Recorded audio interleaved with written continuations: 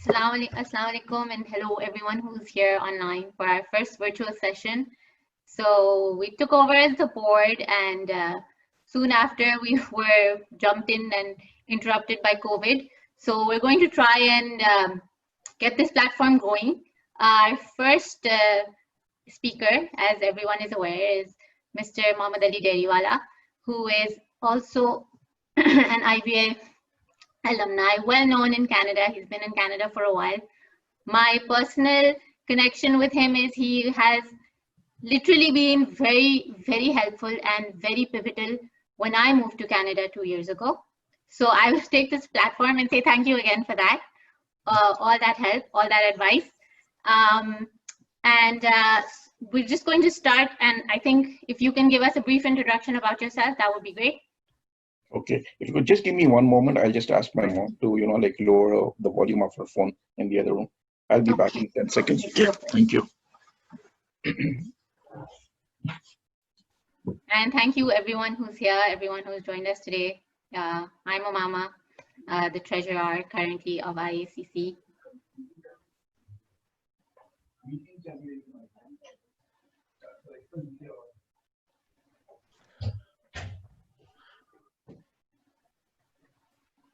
Assalamualaikum everybody. Thank you for joining us. I'm Zishan. I'm currently holding the position of president, and you can all see Shayan. Shayan, if you could say hi to everybody. Yeah, hi. I'm Shayan, and I'm also part of the board. And thanks for joining me for the call. Okay, so your question was, tell a little bit about myself. Yes. So a lot of people, you already know me. Oh, yes. I graduated from IBA in 1986. In 1985, I completed my BBA honors. 1986, I completed my MBA from the morning campus. Then for 4 years, I worked in different industries in the textile chemical industry, in the textile industry, in the garments industry. And then in 1991, I got an opportunity to work with Chevron, which used to be Caltex back at that time, and now it's known as Chevron. And in 1992, I decided to go for further studies and got my postgraduate diploma in computer science, again from IBA. So, and I worked in Chevron for about 11 plus years. And during that time, I was, the prime for major projects in Chevron. One was the acquisition of the SUI Southern Gas Company's LPG division. So Chevron, or Caltex, had been trying for 50 years to get into the LPG business. So this was a big opportunity, and we were able to win that bid. And I was, one of the pivotal guys on that particular project. There have been two other main projects that I worked for in Chevron. And in Chevron, I was known as the project manager and, the expert on financial evaluation of different projects and different initiatives. So that was my journey in Chevron. I left Chevron in 2002 for Canada after getting my immigration in late 2001. And I had 6 months to decide whether I wanted to move to Canada or whether I wanted to stay back in Pakistan. And then I moved over here in June 2002. For the first 4 months, I was not able to get any jobs. I used Monster. I used different, like headhunting recruiters.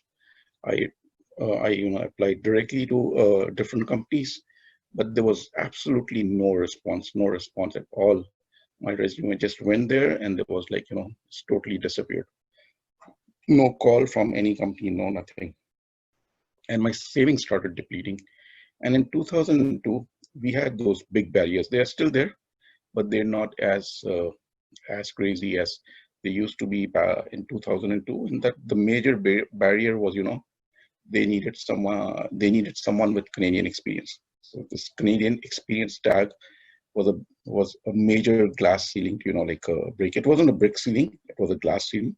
It was breakable, but it was a thick glass ceiling. So obviously, after 4 months, my savings started depleting, And I had come here at the age of 39 with two grown-up daughters. One was not grown-up daughters, but young daughters, 8 and 11, and with my wife. And then after 6 months, my mom joined us. So I was the only earning member of the family, and I had to like think of something and how to survive in the country. Easiest way was to go back and join back Chevron, where they would have like welcomed me again. But I said no. Since I've moved over here, I moved here. Let me give some time to this country. It's new over here. In Pakistan, I had my connections and I had my friends and I had my people knew me over there. So I was like Pakistan was home to me, but this country was new to me. So I had to give some time to this country also, and and weigh it down and be patient about it. So after the first 4 months, I got a job in a call center, and all I was doing was like conducting research on like on different questionnaires. कि आपको ये ketchup कैसा लगा? Did you see this particular ad on the cereal? And what did you think about it? And it was a call center for conducting like marketing research. Worked there for about 7 weeks, and after that, I got an opportunity to work for Rogers, again in a call center, and that was an accounts receivables position. But this was a full-time job, and the pay was a little bit more decent than the call center that I was working as my first job. That was minimum pay. Rogers was a little bit more than minimum pay, and it came with benefits like medical glasses and like medical benefits and like glasses and prescriptive drugs and all that. So it was a full-time job that I got in. But the shift that I had was from 3 to midnight. I'd never worked in a shift like that in these kinds of working hours. But the important thing at that point in time for me, or the priority, was to survive in Canada. It wasn't career. Career had to be set aside. The important thing was how to survive, how to not to get into a debt situation, how to manage paying my bills, and how to ensure that my family got good food and good clothing and a good shelter, and they were able to like live comfortably in a decent manner, if not in a luxurious manner at that point in time. So that was a priority. Career was not my priority at that time. And my approach was, first get into a job, somehow get into the job market, then penetrate into a good company. And then once you penetrated into a good company, then, try to develop your career over there and, start it and then, try to build up your network over there. So for 15 months, I worked in the call center in Rogers. And my job was just call after call after call after call for 8-9 hours continuously. Very stringent environment. You have to start on time. You have to take your break on time. You have to finish your break on time, and and then you have to leave on time. So very, very stringent environment. But that job got me a few opportunities, and when I look at it from a very positive angle, that job got me an opening into a flagship Canadian company, number one. That job helped me survive in Canada. That job taught me how the entire billing system works in a telephone company or in a telecommunication company. How does it work? How does it capture all the costs? How does it how does the system work? How does it convert all these costs into a bill? And then how does it go to a customer's hands? And how does the customer review that bill? What impression does the customer have over that bill? And I started talking to customers and Canadian customers of different backgrounds, of different ethnicities, and started understanding what is in the mindset of a Canadian customer. What does a Canadian customer think? So it put me in the front end with the Canadian customer, and it helped me to understand the mindset of the Canadian customer.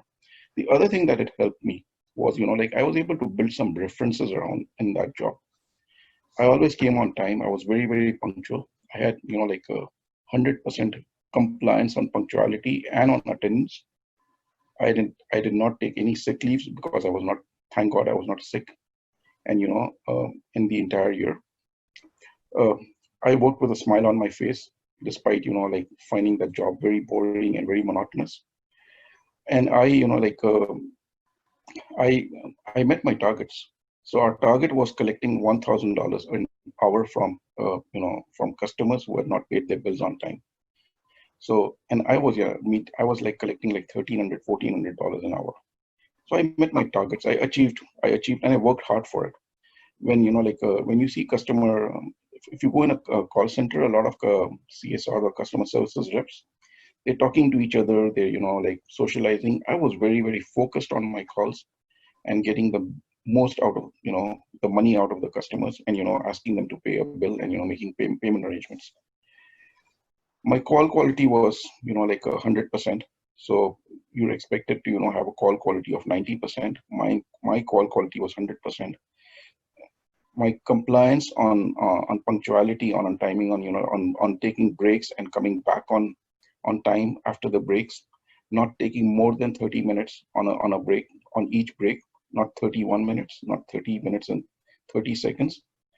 That also helped. And all of these stats that help, because everything was, monitored, and everything was, like documented and controlled through a computer system over here, IT systems over here.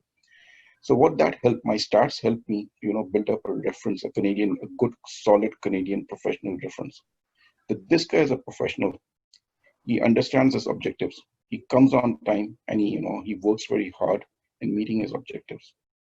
Then within Rogers, they have an employee mentoring program.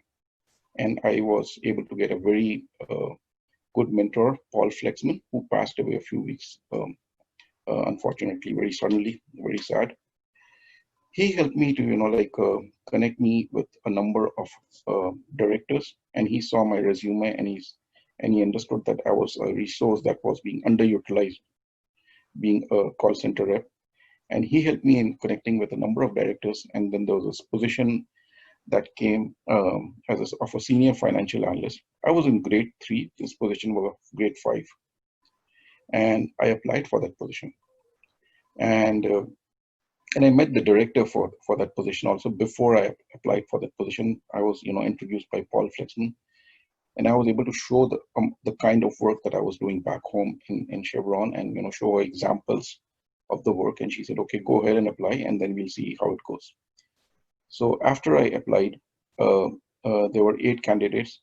The remaining 7 candidates were all white, from the white background, white colored people, white candidates, and they had like Canadian experience, and they were qualified from Canadian universities. I was the only brown guy with no Canadian experience in that particular field, and no Canadian credentials also. Like I was a graduate from IPA, but I got that position. And as a senior financial analyst, it took me quite a little bit of time to understand the industry, to understand the reporting requirements that they have. They understand the kind of formatting they have, how they conduct meetings, how they hold meetings. It was a very steep learning curve. It's not that easy, just to get yourself into a Canadian management environment and, try and understand everything, how things work. So it took me a while, about 8-9 months to, understand, and then, I haven't looked back. And from there on, I have seen a lot of lateral growth also, and I've seen a lot of vertical growth in my career in Rogers. And alhamdulillah, it is where I am right now. So I hope the story was not too long. No, not at all. In fact, I think your story resonates with many newcomers and many people who move to Canada and go through that entire process. And when I spoke to you, it was when I was going through that process, and that's when you told me your story. So it was very important to get it out there. But what do you think, what are the most important traits that you have that you felt really, like I know you said punctuality, you were very conscious of your work, but even intrinsically, right? Like motivation, what gave you that motivation to keep going? Well, the number one motivation was that, I didn't want to fail. I didn't want to fail in Canada.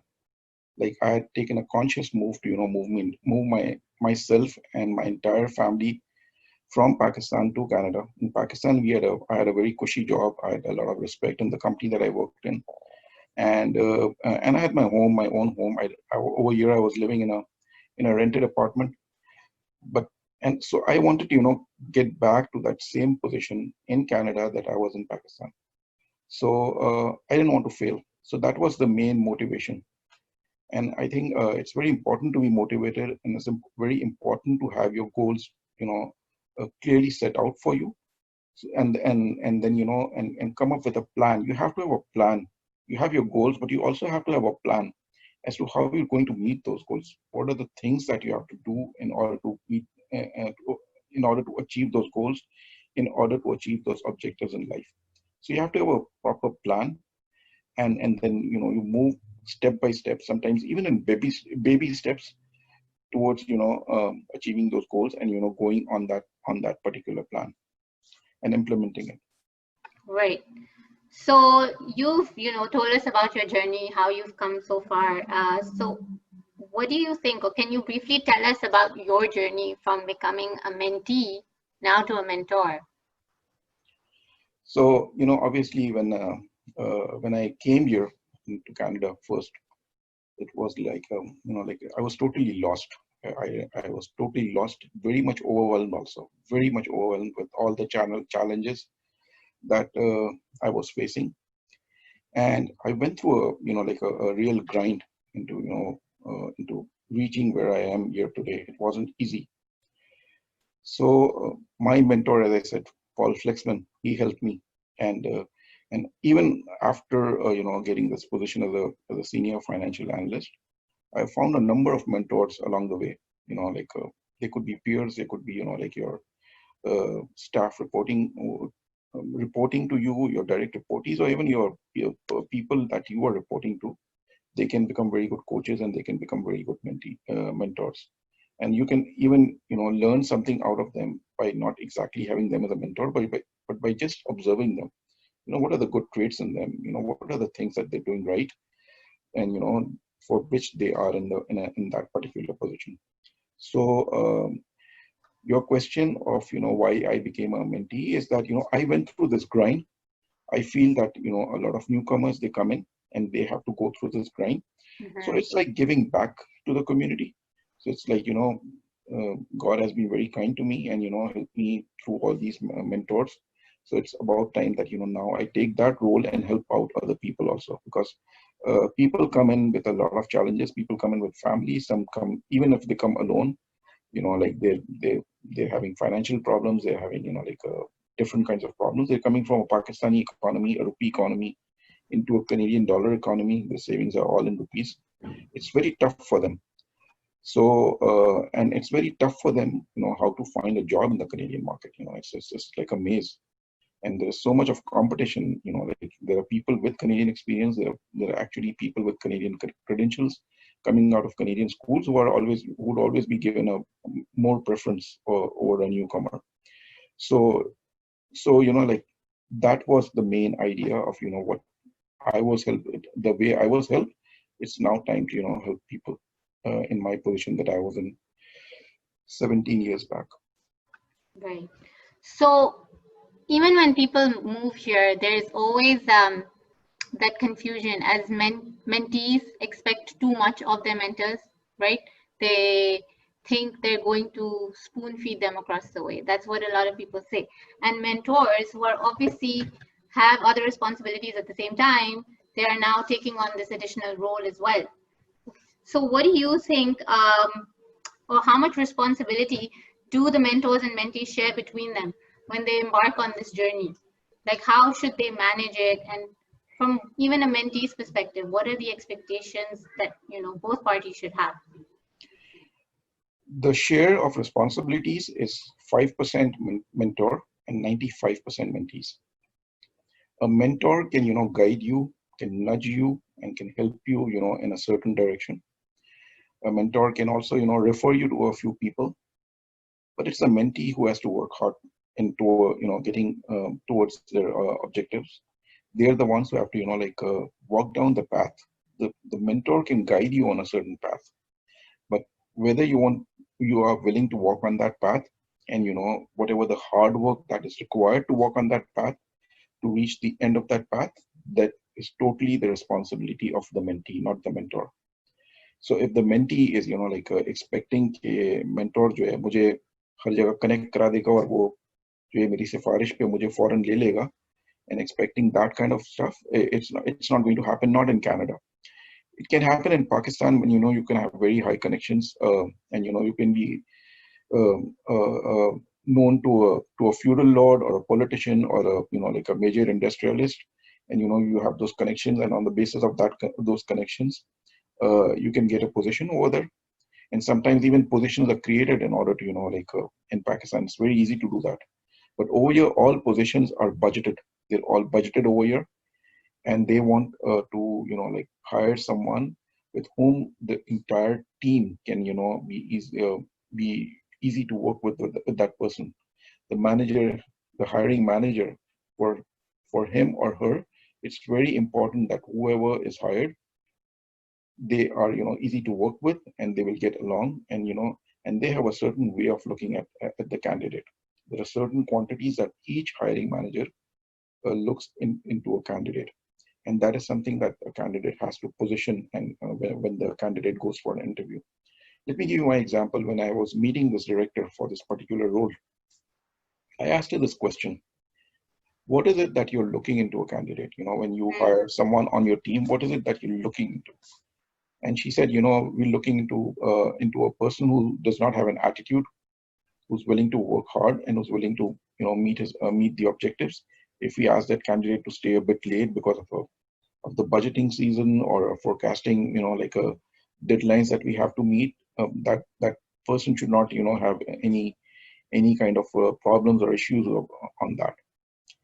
And I said that, these 3 or 4 qualities that you're looking at, I will be, I have all these qualities, 100%, and you'll be very happy to hire me. So she kind of, smiled at that. So that was, positioning of, what the hiring manager is looking for, and positioning yourself and trying to, match those expectations that the hiring manager has, for any candidate for an open position. Yeah. So on that note, so when you have newcomers who come to you, so what are some of the challenges and barriers that mentees or newcomers face, and what do you do to help them overcome them? I mean, everyone we meet says networking, and the concept of that is, I think, misunderstood, or the word is not, it's just taken as you're important if you can get me a job, otherwise you're of no use to me. So when these newcomers come to you for advice or, for some help, what is it that you face, and what is it that most of their questions are? Because I'm sure you're facing the same thing again and again, because everyone's going through the same process. Yeah. So one of the major challenges of a newcomer is that they don't know a lot of people over here. They have a very small network. And when I came in, there was no IACC. There used to be PPF, but PPF was also, they themselves were, on a starting phase, and, they were struggling. They didn't have a structure as such, but PPF did help me in finding me a good apartment and all that. They did, there was some help from them also, but there was no structured, like mentoring from our Pakistani community, let's say. I don't know who my friends were over here. I did not have any social network at all. I did not have any professional network at all. So networking is important. The first thing to do is to, like connect them with the right people. And then the very first thing that I do whenever a mentee, someone who wants to, like not exactly a formal mentee, but someone new who comes to me and asks for advice, the very first thing I do is I do a sniff test of that person myself. And I ask them to send me a resume. I have a look at that resume, and that resume tells me, what that person is, what that person wants to do, how he wants to, what are the next steps that he needs to do, and, where he wants to go. And then based on that, I create a kind of a, like a chalk out a career development plan for that person.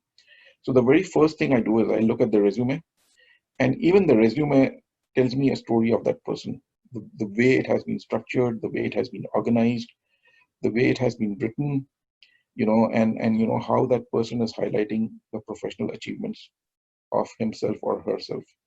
So resume, the very first thing I do is look at the resume, and the very first thing I do with the mentee or the person who comes is to, like create a resume that exactly highlights, what that person's achievements are, and, where does he want to go from there. after coming to Canada? What is he looking for? So a lot of, so the resume has to be customized according to the position that you are applying for. So you cannot have one general resume for every single position. So if at any point, if in the beginning your requirement is to survive over here, that's your major objective. In the short run, let's survive, and then in the medium term or in the long term, I will look for like a more career-oriented job. Then you have to customize your resume accordingly. When I applied for the job in the call center at Rogers, I did not have MBA written over it. I just had BBA honors, and it was a very simplified resume and customized to meet the requirements of that particular job. My experience of customer experience of how I used to deal with LPG dealers back home in Pakistan, because they were there, and what are the steps that I did to help them out, and to ensure that more sales took place. So that's how I position myself for the call center job. When I applied for the senior financial analyst job, I positioned myself with all the financial evaluations that I had done, and showed them the complex models that I prepared, and how we came up with a bid price to acquire SSGC's LPG division by Chevron, and how we won that particular bid, and how did I project 15 years of sales revenue and expenses, with different kind of complexities into the model, and over 15 years to come up with that bid price. So you have to position yourself for each job. You have to position your resume for each job. So the very first thing is to work on your resume, and then see where you are, and then where you want to go, and then how do you go there. Create a plan for going there. So Right. that answers your question.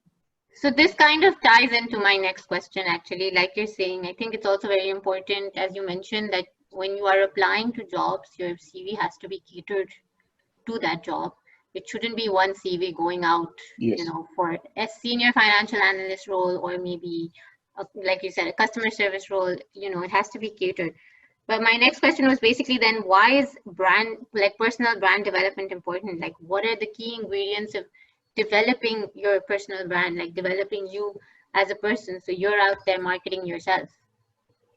So a brand, as we've learned, a brand, it reflects value, it reflects expectations, it reflects perceptions. For example, like if you're looking at a Corolla, it's a middle class, it's a class for the middle class section. It's a car for a middle class section or segment. It's easy to maintain. It's low on fuel. It's reliable, dependable, right? If you have a brand for a Lexus, then they're targeting to another segment. So personal branding is very, very important. It's the person, it's the brand behind each personality that you are representing. And so when you're representing yourself, what is the brand of your own personality? And what value do you bring on the table when you're applying for a position? It's not just when you're applying for a position or for a new position, even when you're working in a position, in an organization, or even if you're working, and even if you're living in a society, in a community, or in a country, what is your personal brand? How are you perceived as? And what do people expect out of you? What is the value that you bring when you meet anyone? For either it's for socializing, or whether it's for a professional discussion, or whether it's for any subject. What is the value? What is the perception? What is the expectation that you bring with you? So that's your brand. It's very important to develop a good brand of yourself, of your personality. And some of the key ingredients, and I heard this, I don't know if a lot of people, if Aziz Rakla. He was the former president of the Citizens Foundation Canada. So I heard a seminar, I went to a workshop, and he was a speaker in that seminar. And I learned this from him about 13, 14 years back when I was a lot younger. And according to him, he's got this formula of 3H and 1G. And these 3H stand for honesty, hard work, humility, and the G stands for give. So if people consider you to be honest, to be truthful, to have good professional ethics, strong professional ethics, your ability to accept mistakes and and say okay and take accountability for them, and rather than being defensive or trying to pinpoint blame on others, these are all traits of an honest person. Your professional, your ethics also count a lot. How you deal on financial matters, how you deal on procurement, how you deal with in meetings, whether you're truthful, whether you're speaking the truth, whether you are being seen as like someone who's trying to manipulate someone things, or trying to present something in a wrong manner. All of this, it creates an image of yourself as an honest person. So honesty is very important. Second thing is hard work. People like people like people who are hardworking. Simple. This guy is hardworking. He knows, he understands his objectives, and he's willing to do anything to gain those objectives. He's not a lazy guy. He comes on time. He puts in a lot of effort. He tries to understand his objectives. He tries to understand his tasks that he has to complete, and then he works hard to complete them. And when he leaves at the end of the day, he spends a productive day at the end of the work. And the person, because the manager on top of you, your results reflect his results. It all rolls up. So if you're not hardworking, if you're not meeting your objectives, you're not meeting the objectives of your manager or the person above you, not meeting the objectives of your entire team. So a hardworking person is always respected. So that's another important trait of your personal brand. The third is humility.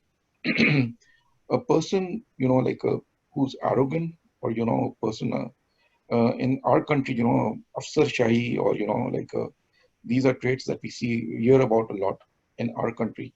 यार वो फन्ने खान है और ये अफसरशाही बहुत है, उसकी चाल में ही फर्क आ गई है जब से वो मैनेजर बन गया है.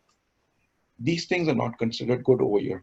Over here, अगर आप अपने VP से मिलें, or even if you meet your CEO, you'll find that they're not arrogant, they're very humble, they're very like straightforward. They talk to you in a straightforward manner. You can even a janitor can call the CEO by name, by the first name, right? And like for in our company, we had Ted Rogers, who was the founder of Rogers Communications Incorporated. A janitor can call Ted Rogers by name. Hey Ted, how are you? When he passed through the lobbies and all that.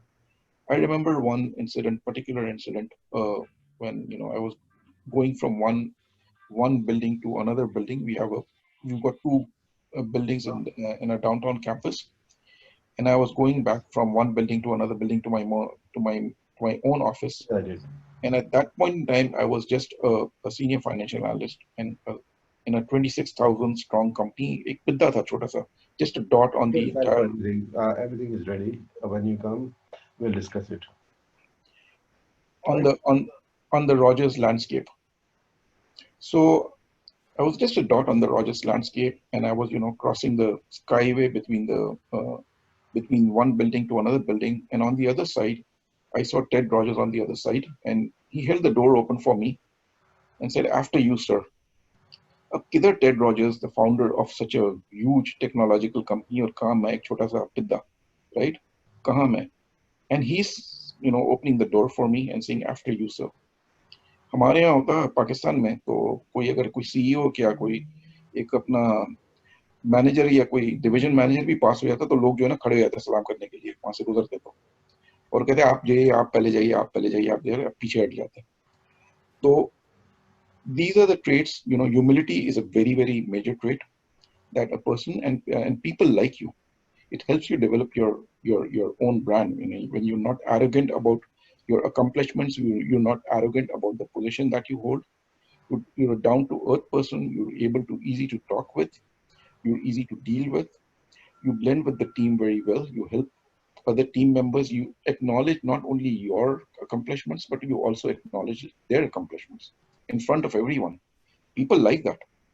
अगर आप सबके सामने तालियां बजाओ, आपने कोई अच्छा काम किया और चार लोगों के सामने आप उसके लिए तालियां बजाओ, applaud करो, people really appreciate that. So these are all the traits that help you build up your personal brand. It's very important. to have a personal brand of your own, because that's the perception, that's the expectation, that's the value that you bring towards your personality, and that's what people expect from you when you come and meet them, and when they start working with you on any project or on any assignment. So that is the importance of a personal brand, and these are the key ingredients: honesty, humility, and hard work. And the fourth one, give. Learn to give. It's very important to give. Seen as a person who's willing to give to others. It could be mentoring, it could be coaching, it could be charity, it could be it could be a number of things. It could be a small, for example, let me give you an example of myself back in IBA, during my IBA days. मुझे ये financial management में NPV, IRR और payback जो है, I had this mental block against these concepts. And at that, when I was studying financial management at that time, we did not have Excel. कि भाई आपने is equal to NPV और आपने एक range दे दी और वो उसने NPV calculate करके दे दी. We had to go on, and look at tables behind the book, and उसके अंदर जाके जो है वो फिर वो करना पड़ता था कि number of years को column ये देखें और ये rate लगाएं, and then in the middle of that you'll find the NPV or something like that. So you had to look for tables, and I had this mental block against that. I just couldn't understand how it was being done. And I approached one of my class fellows who was very good at financial management to help me out on that. और उसने मुझे 1 घंटे का tutorial दिया था उसके ऊपर, और इतना बेसिक तरीके से, इतने अच्छे तरीके से वो ट्यूटोरियल दिया था कि ना, and because of that tutorial I not only passed FM with a B grade, मेरे बाकी सारे जो दोस्त थे जो मेरे ग्रुप में थे, they all failed. I was the only one. C को तो छोड़ो, B लाना तो जो है बहुत बड़ी बात है. Because of the tutorial, and because of that, I became known as an institution for doing financial analysis for different projects, very, very complex projects, not just in Chevron, but even over here. So that was, that was also giving, kind of a giving. आपने 1 घंटा अपना वक्त निकाल दिया, किसी को अपना वक्त दे दिया, वो भी जो है ना, that is also known as giving. किसी आपने अभी जैसे आजकल जिस तरह से हालात चल रहे हैं, आप अपनी ग्रोसरीज लेने जा रहे हैं, अपने नेबर से भी पूछ लिया मैं आपके लिए भी कुछ ला दूं. वो बेचारी निकल नहीं सकती, वो बूढ़ी है, वो इन हालात में वो जाके ग्रोसरीज नहीं ला सकती. ये सारी चीजें जो है, it helps you develop your personal brand, not just for looking for a job, not just in the professional organization that you're working with, but even in the community that you're working with, even in the society that you're working with, and even in the country that you're living in. ये सारी चीजें जो है, it's very important to have for your personal brand. Or another example that I'd like to give you is मौलाना सितार ईदी. अगर आप उनकी personality को देखें तो ये चारों इंग्रेडिएंट्स जो हैं उनमें भरी हुई हैं, and the entire country respects that one person. कोई एक बंदा नहीं होगा मुल्क में जो कहेगा कि ईदी जो है अच्छा आदमी है. Doesn't matter, he's not a CEO of a company, he's not a वो इतने डिजाइनर कपड़े नहीं पहनते थे, वो अपने जो है ना महंगे कपड़े, महंगी गाड़ियों में नहीं घूमते थे, और महंगे घरों में नहीं रहते थे, बहुत एक्सपेंसिव फर्नीचर नहीं था उनके पास रहने करने के लिए. But his personal brand was very important to get that respect in the entire country. So that's the importance of having a personal brand of your own. Are we allowed to ask questions or not? Yes, so I was just gonna open the floor in a minute. Just a quick last question before we open the floor, because I know we're short on time. How do you feel, or what is, when the mentees come back to you and tell you that they've landed the career or the job of their choice and they've started their career growth? So, well, to answer that question, the success of my mentees, or the success of anyone that, I may have helped, getting that 5% share of that work that they've done, or maybe less than 5%, because they've done the majority of the work. Whenever I hear that, their success becomes my success. And it makes my life feel more meaningful, more purposeful. So that's how I feel when they come and tell me that, they've been able to get a position, or they've been able to find success in certain areas in which I may have, guided them a little bit.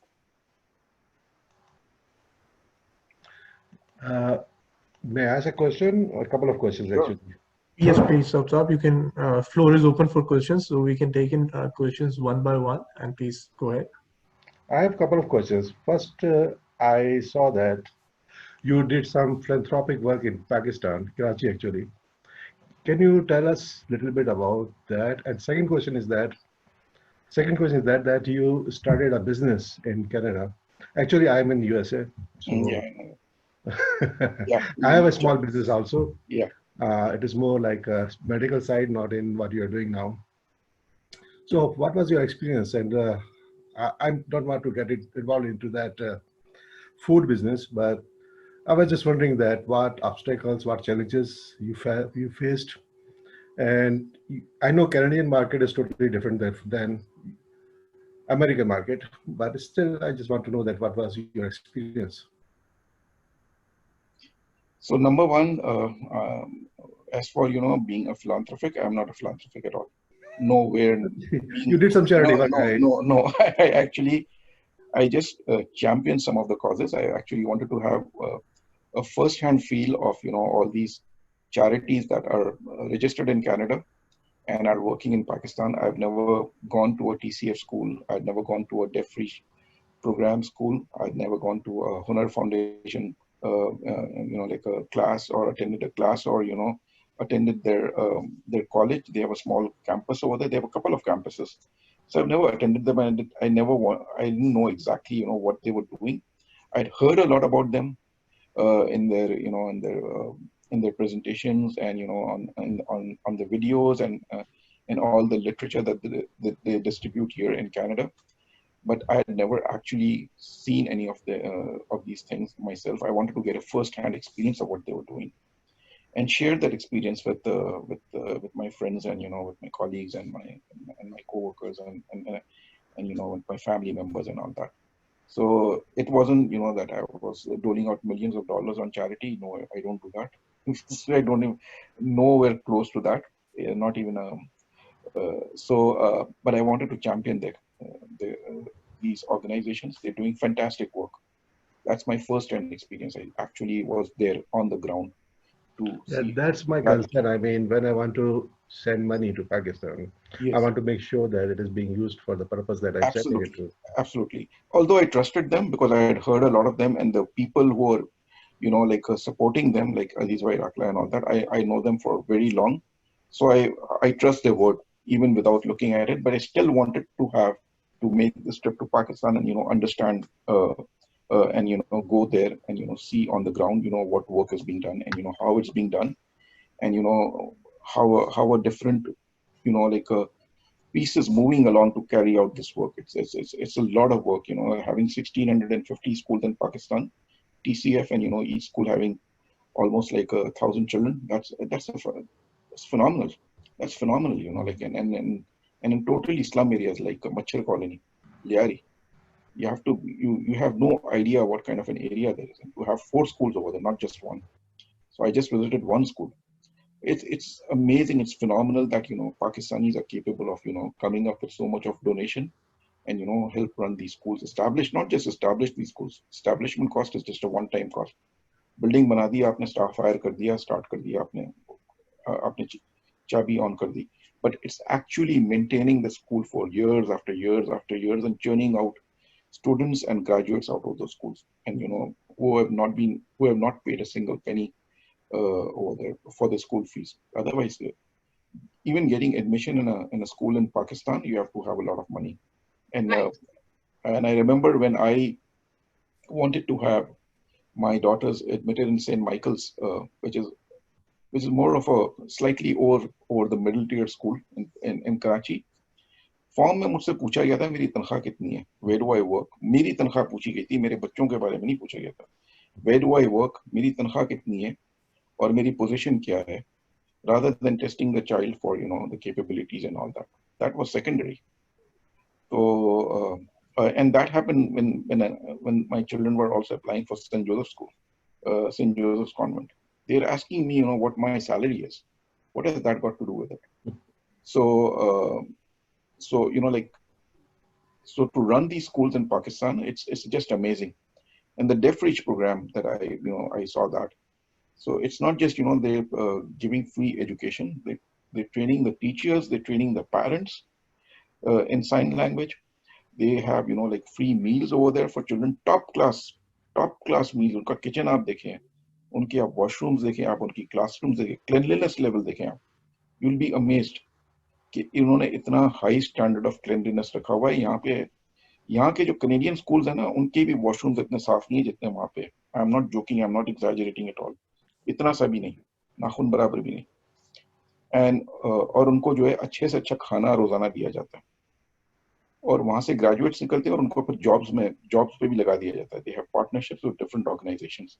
यहाँ से जब बच्चे निकलेंगे तो यहाँ पे या तो कोई वेल्डर बनेगा, या कोई अपना केटरर बनेगा, या कोई आर्ट्स में जाएगा, या कोई स्टिचिंग में जाएगा, या कोई अपना गारमेंट्स फैक्ट्री में जाके लगेगा। But they have like jobs lined up for all those kids once they graduate.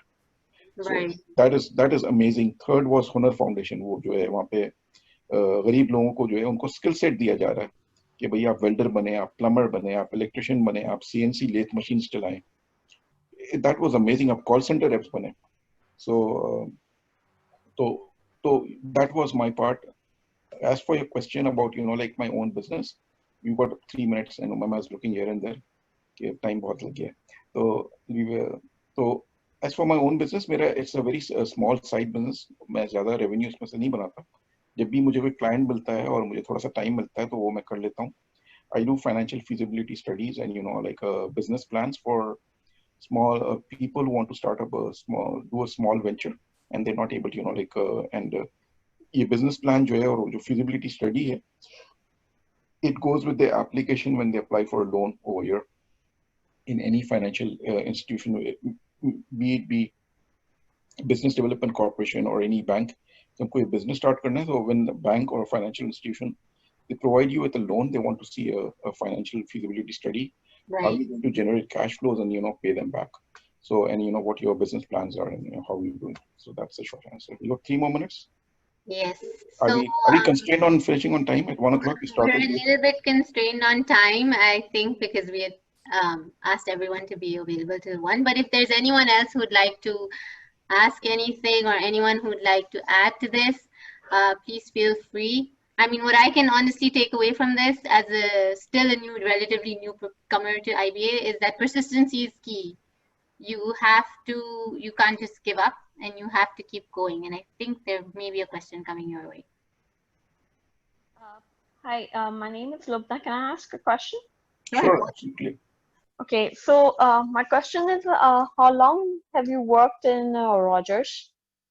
And what I got to know that here in Canada, Pakistani people who start from jobs not in the same field, ultimately ended up in job related to their field. After certain years of time, they start their own business. So what you are currently doing, how long have you worked in Rogers? And in terms of being an entrepreneur, what do you think one should have here in Canada? I've been working for Rogers for 17 plus years now, alhamdulillah. And the important thing is that, like what I feel, forget the money and the title and all that, leave that aside, is that it has helped me to, acquire a lot of skill sets over here and acquired a lot of good experience, good solid experience over here, not just technically, but even, like personally, how to deal with people, how to interact with people, how to have difficult conversations, how to, so a number of things that I've, even on the technology side. So that's my career with Rogers. As far as my part-time business is concerned, so I was attending this workshop on, how to create your own business or how to start up your own business. So one of the advice that came in was, try to do something that you already know how to do it. Don't try to do or start something that you have no idea how to do it. By just hearing, यार आज मैं restaurant लगा देता हूँ और जो है restaurant मेरी दनादन चलेगी रोजाना. ये अफगान रेस्टोरेंट वो सामने वाली चल रही है. Why don't I open up another second Afghan restaurant or a Pakistani restaurant similar to that model और मैं उसको चला लूंगा, आप नहीं चला सकेंगे, because you have no idea how to run a restaurant. You have to understand, what it takes to run a restaurant. What are the skill sets that you require to run a restaurant? How much time you'll be putting in, whether you have that energy, whether you're in that age bracket to run a restaurant or not. It's not easy. So, ये जो advice I think, try doing something that you are already on a good learning curve, and you'll be able to start easily. So doing financial feasibility studies and doing, or preparing business plans for new ventures, that came in like very easily to me, because I've been doing this for years and years and years, since my days in Caltex. So वहाँ पे नया station लगना होता था, या कोई station को revamp करना होता था, or whether they were adding a new pipeline with the refinery, or whether they were starting up a new transportation system for gasoline products, या LPG को develop करना था, या कोई acquisition करनी थी. Even in Rogers, when they want to build up a new IT application on the supply chain side, they want to upgrade the warehouses, they want to automate the warehouses, they want to have some more automation equipment in here, they want to change the transportation system, the logistics system. What are the key ingredients that are required? What's the investments that's going to be required? What are the costs that are going to be that you need to run that particular operation in a new way? And how is it going to impact the company in a favorable position? Is it going to generate more revenue, or is it going to save costs? Right. So the bottom line, bottom line आपको calculate करना आनी चाहिए. Over the period of years, what's going to be your NPV or IRR, your payback period, and all that stuff. So these are the things that banks look at when you approach them with a business plan, and and do a business plan in a professional manner, in a presentable manner, in which they can easily understand what your business is and what your plan is and what you're trying to do. That is something that I excel at, and that's what I do on a part-time basis. I don't do more than 1 or 2 business plans in a year. Okay. So we just, before we have to wrap up, we have one last question from Azaz Haq. With all your experience, all the years you've spent in Canada, how are you seeing the Canadian job market post-COVID? So how long do you think it will take for it to kind of get back to the same level? Or do you think it will not? Do you think there's just going to be an overall change? This is the kind of information that we all know about. Yeah. And we can all speculate. I'm not an expert on that. Mm-hmm. Post-COVID, obviously, in March, the Canadian GDP, it saw a 9% reduction. Right. And this is the first time it's happened, in the past several years, that there was a reduction on the GDP side. In post-COVID situation, the way I'm looking at, the way Rogers is going to operate, and I get all this information from our weekly meeting that our CEO has on a weekly basis, and he answers a lot of questions. Work from home is going to become a reality. Right now, 100% of all our call centers are working from home. Right. And we've got about 7,000 reps, call center reps, who are working from home right now. They all used to come to office to work. And, there was a plan, before COVID, that, maybe we can have about 20% reps, work from home, and 80% work from office. Now it's 100% working from home. So a lot of people on the management side, they have been working from home, and they've been collaborating amazingly well. So इनको जो है वो taste लग गया work from home, and not having offices and all the overheads associated with having an office. Right? यहाँ पे बहुत महंगा है to maintain an office. हमारी बिल्डिंग में जो एक लिफ्ट लगती है वो मेरे कॉन्डो फीस से ज्यादा मेंटेनेंस लेती है, just to maintain one lift in the building in downtown. So इनको इस चीज का टेस्ट लग गया है. So post COVID, a lot of jobs will be working from home. It's going to be a tough market, very frankly. It's even for me, I don't know whether I'll be able to survive in that market or not. It's very, very uncertain right now. I'm just hoping and praying to God, who's actually from whom we get the sustenance, and he's the main provider, that rozi chalti rahe. So, but it's going to be a tough market right now. And what I would suggest कि अगर आपके पास अभी कोई job लगी हुई है तो उसको आप पकड़ के रखें किसी भी तरह से, और अपनी वैल्यू दिखाएं उस जॉब में, उस पोजीशन के अंदर, क्योंकि after post-COVID, there will be restructuring that's going to take place. And उसमें उन्हीं लोगों को वो लोग retain करेंगे जिनको वो देखते हैं कि ये value रखता है, हमको एक company को value दे रहा है. It has got nothing. और एक और बात भी बता दूं कि when restructuring takes place, it doesn't take place because कि भाई उनको जो ना non-performers को निकालना है या आपकी performance बहुत अच्छी है तो आपको touch करेंगे नहीं. It takes place because business models keep on changing all the time. And आपकी जिस position है, जो जिस business model के अंदर है, उस business जो नया business model आ रहा है, उसमें हो सकता है कि position की requirement ही ना हो. And they will not keep you even for one single day if they feel that you are no longer required. So my suggestion is that keep on upgrading your skill sets. Be flexible, be adaptive, and keep on adding value to the work that you are doing, so that you're seen as a value add. And even after restructuring, if you have upgraded yourself, you have you are flexible enough to move in different in new roles and all that. And people know that you will be able to do it. You may be redeployed, not necessarily fired from your particular position, but you may be redeployed somewhere else. कि भाई अभी इसकी यहाँ पे ज़रूरत नहीं है, हमको यहाँ पे ज़रूरत है. So post-COVID, a lot of things are going to happen. It's not going to be status quo. जो January or February में जो situation थी, it's not going to be like that. Very, very frankly, it's going to be a very different world.